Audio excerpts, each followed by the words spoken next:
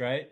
But what's cool is that I was learning about the brain and how the brain function, the brain works, right?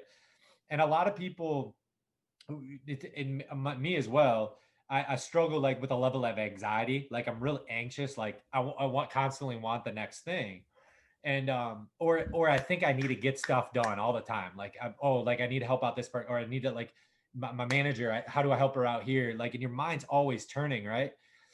And they've what they've done from a mental standpoint, gut health is directly related to brain health.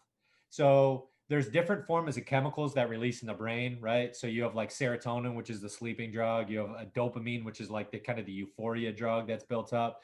Um, but there, when you eat food, there's an automatic trigger of a dopamine release, like euphoria. Like if you're hungry, like and you're eating, that's dopamine being released.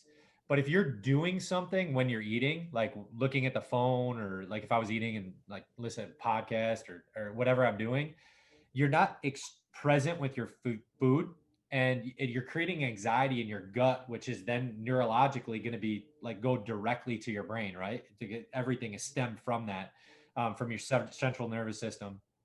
So what's cool is that I've always been a really fast eater. Like I'm on to the next thing, right? I'm a mover, like a mover and a shaker, I guess you could say. But I'm like eating really fast.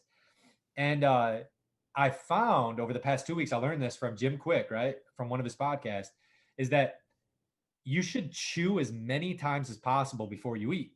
What that does, it creates less anxiety within the gut, creates better gut health, and then ultimately gives like a more of like a state where you're less anxiety. You're less worked up if you're not doing anything, but completely present with your food, right?